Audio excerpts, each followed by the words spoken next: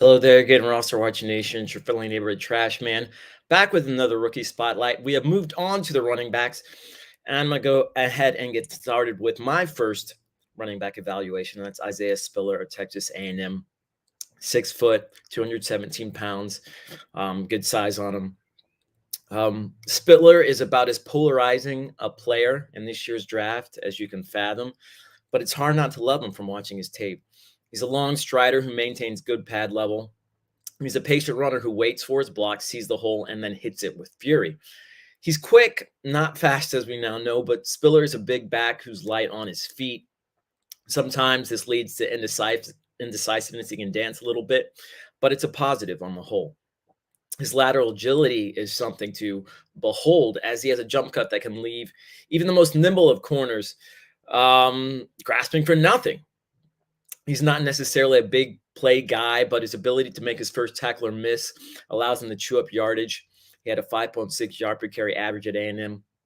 Even when the defender does get a handle on him, Spiller is difficult to bring down as he keeps his long legs churning through the tackles.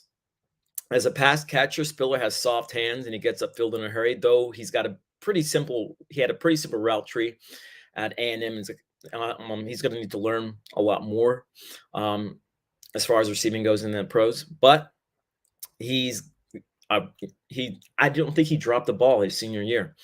As a blocker, Spiller could use a little sharpening, but he's willing and generally effective in that department. The elephant in the room, of course, is Spiller's terrible showing at the combine and his equally unimpressive pro day performance with an official 40 time of 4.63, though I clocked him at 4.54 in his fastest heat. Spiller is among the slowest running back contenders in the draft.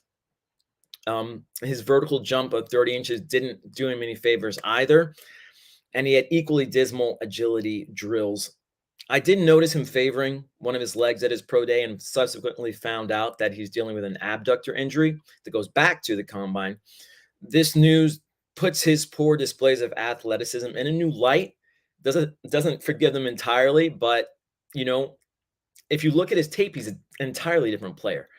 As far as fantasy goes, his pro outlook goes, Spiller's draft status depends on if teams weigh his tape or his recent measurables heavier. And I hope they choose the former. Spiller was considered to be one of the top backs in the draft before March, and I'm inclined to keep him up there. He's a power back with solid hands and enough elusiveness to stay in on third downs. No, he's not the fastest guy in the field, probably not even the fifth fastest, but Spiller has shown that he can handle a workhorse role with great success. He was productive in every season he played for the Aggies.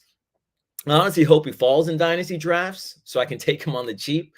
Spiller's upside makes him a small risk to take right now, really in any format. He could very well be a day one starter who only comes off the field on fourth downs.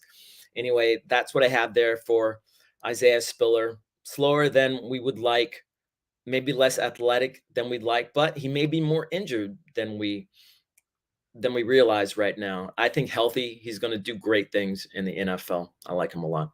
Anyway, that's been it for the Trash Man on behalf of RosterWatch.com. Until next time, be ready.